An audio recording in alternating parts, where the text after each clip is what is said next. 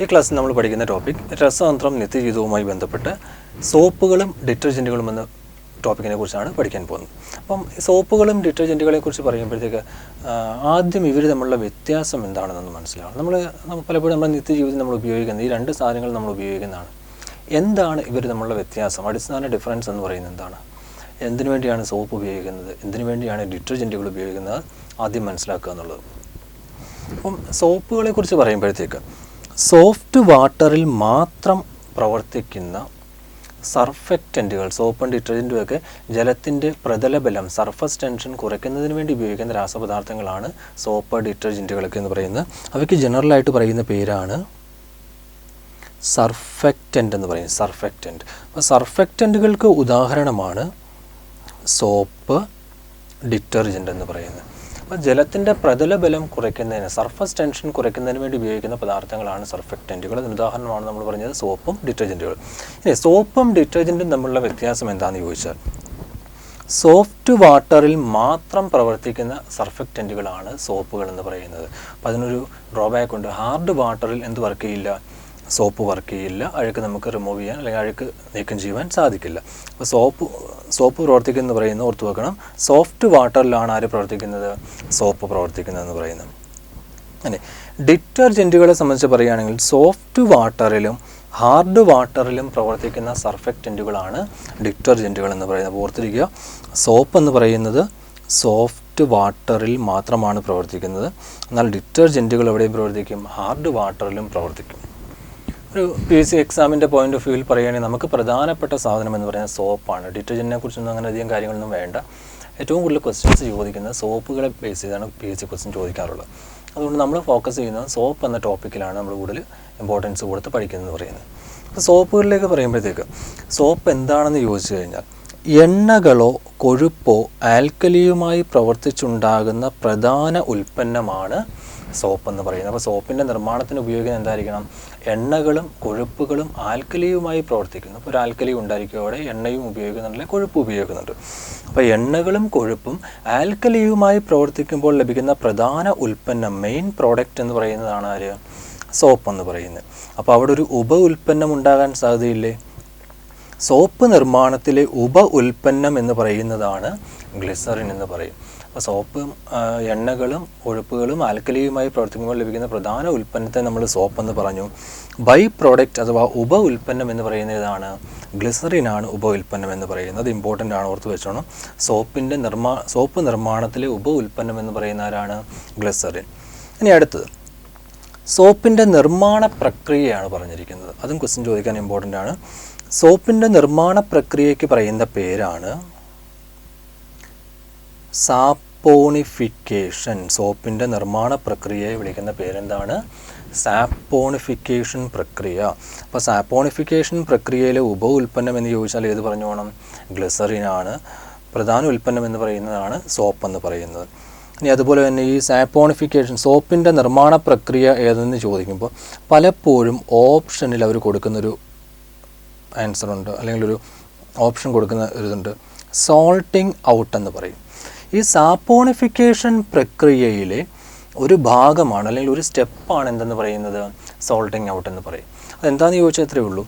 സോപ്പിൽ നിന്നും ഗ്ലിസറിനെ വേർതിരിക്കുന്ന പ്രക്രിയ, അതിന് പറയുന്ന പേരാണ് എന്ത്? സോൾട്ടിങ് ഔട്ട്. അതെങ്ങനെയാണ് ചെയ്യുന്നതെന്ന് ചോദിച്ചു കഴിഞ്ഞാൽ സോപ്പ് ലായനിയിലേക്ക് സോഡിയം ക്ലോറൈഡ് ചേർത്ത് ഗ്ലിസറിനെയും സോപ്പിനെയും വേർതിരിക്കുന്ന സ്റ്റെപ്പിന് പറയുന്ന പേരാണ് സോൾട്ടിങ് ഔട്ട്. അപ്പോൾ മനസ്സിലായി കാണുമല്ലോ ആ പേര് വരാൻ കാരണം സോഡിയം ക്ലോറൈഡ് അഥവാ സോൾട്ടാണ് ഉപയോഗിക്കുന്നത്. അതുകൊണ്ടാണ് സോപ്പിനെയും ഗ്ലിസറിനെയും വേർതിരിക്കുന്ന സ്റ്റെപ്പിന് എന്ത് പറയുന്നത്? സോൾട്ടിങ് ഔട്ട്. എന്നാൽ സോപ്പിൻ്റെ നിർമ്മാണ പ്രക്രിയ എന്ന് പറയുന്നത് ഇത് തന്നെയാണ്, സാപ്പോണിഫിക്കേഷനാണ്. രണ്ടുകൂടെ കൂടിയും കൺഫ്യൂസ്ഡ് ആയി പോകല്.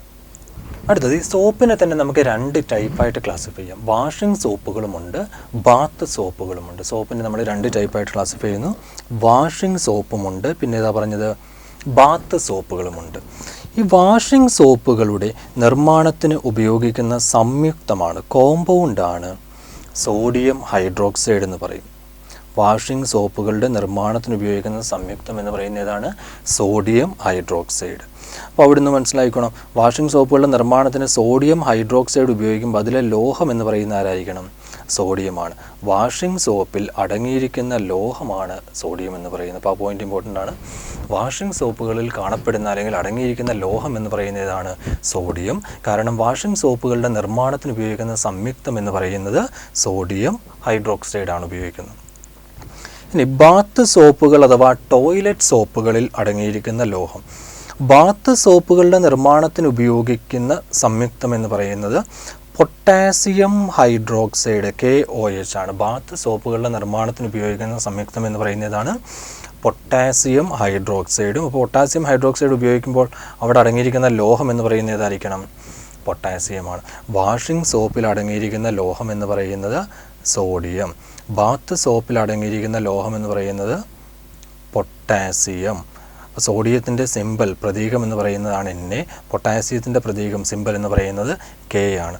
സോഡിയത്തിൻ്റെ ലാറ്റിൻ നാമം എന്ന് പറയുന്നത് നാട്രിയമാണ്. ആ സിമ്പൽ, ആ ലാറ്റിൻ നാമത്തിൽ നിന്നാണ് Na എന്ന പ്രതീകം വന്നിരിക്കുന്നത്. പൊട്ടാസ്യത്തിൻ്റെ ലാറ്റിൻ നാമം എന്ന് പറയുന്നത് കാലിയമാണ്. പൊട്ടാസ്യം കാലിയം, അവിടെ നിന്നാണ് K എന്ന പ്രതീകം ഉപയോഗിച്ചിരിക്കുന്നത്. നമ്മൾ ഈ സോഡിയം ഹൈഡ്രോക്സൈഡ് പൊട്ടാസ്യം ഹൈഡ്രോക്സൈഡിനെ കുറിച്ച് പറഞ്ഞു. ഇത് രണ്ടും പലപ്പോഴും കെമിക്കൽ നെയിംസ് ഒക്കെ ചോദിക്കുന്ന കേസാണ്. അത് നമ്മൾ പുറകെ രാസനാമങ്ങളെക്കുറിച്ച് പഠിക്കുമ്പോൾ അതിനകത്ത് ഇത് ഉൾപ്പെടുത്തിയിട്ടുണ്ട്. അവിടെ നമുക്ക് കാര്യങ്ങളിലേക്ക് വരാം. ഓർത്തിരിക്കുക, വാഷിംഗ് സോപ്പിൽ അടങ്ങിയിരിക്കുന്ന ലോഹം എന്ന് പറയുന്നത് സോഡിയം. ബാത്ത് സോപ്പിൽ അല്ലെങ്കിൽ ടോയ്ലറ്റ് സോപ്പിൽ അടങ്ങിയിരിക്കുന്ന ലോഹം എന്ന് പറയുന്നത് ഏതാണ്? പൊട്ടാസ്യമാണ്. അപ്പോൾ നമ്മൾ പറഞ്ഞത് സോപ്പ് നിർമ്മാണത്തിന് എണ്ണകളും കൊഴുപ്പും മീൻസ് ഫാറ്റി ആസിഡുകൾ. ഈ എണ്ണയും കൊഴുപ്പും എന്നൊക്കെ പറയുന്നത് ഫാറ്റി ആസിഡുകൾക്ക് ഉദാഹരണമായിട്ട് നമുക്ക് പറയാം. അപ്പോൾ സോപ്പ് നിർമ്മാണത്തിന് ഉപയോഗിക്കുന്ന ഫാറ്റി ആസിഡുകൾ ഏതൊക്കെയെന്ന് ചോദിച്ചു കഴിഞ്ഞാൽ പാമിറ്റിക് ആസിഡ്. സോപ്പ് നിർമ്മാണത്തിന് ഉപയോഗിക്കുന്ന ഫാറ്റി ആസിഡുകളാണ് palmitic acid, stearic acid, oleic acid.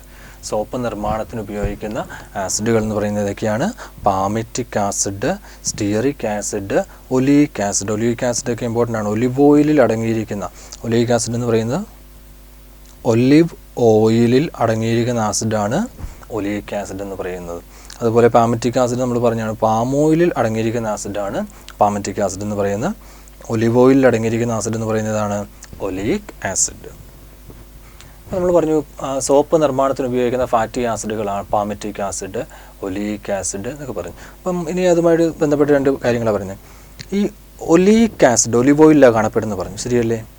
ഈ ഒലിവ് ഓയിലിനെ കുറിച്ച് പറയുമ്പോൾ സോപ്പ് നിർമ്മാണവുമായി ബന്ധപ്പെട്ട് പറയുമ്പോഴത്തേക്ക് ബേബി സോപ്പുകളുടെ നിർമ്മാണത്തിനാണ് പ്രധാനമായും ഏത് ഉപയോഗിക്കുന്നത്? Olive oil. അത് ക്വസ്റ്റ്യൻ ചോദിക്കാൻ സാധ്യതയുള്ള ഒരു പോയിൻ്റാണ്.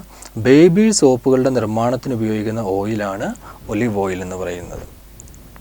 ഇനി അതുപോലെ തന്നെ സുതാര്യ സോപ്പുകൾ, ട്രാൻസ്പെറൻറ്റ് സോപ്പുകൾ എന്ന് പറയുന്നത്. സുതാര്യ സോപ്പുകളുടെ നിർമ്മാണത്തിന് ഉപയോഗിക്കുന്ന എണ്ണ ആവണക്കെണ്ണയാണ്.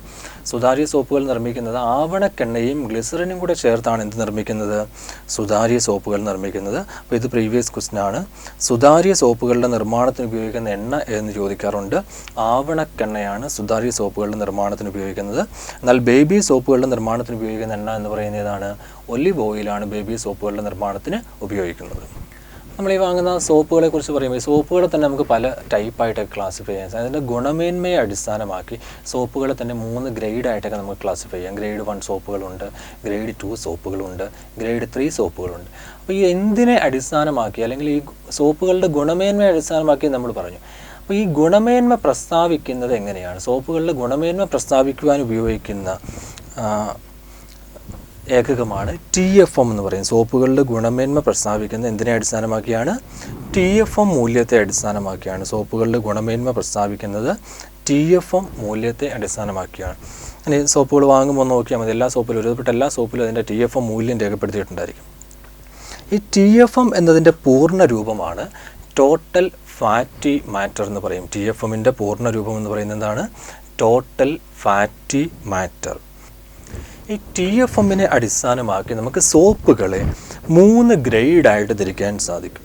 ഗ്രേഡ് 1 സോപ്പുകൾ, ഗ്രേഡ് 2 സോപ്പുകൾ, ഗ്രേഡ് 3 സോപ്പുകൾ. അപ്പോൾ TFM മൂല്യത്തെ അടിസ്ഥാനമാക്കി സോപ്പുകൾ 3 തരമുണ്ട്. ഏതൊക്കെയാണ്?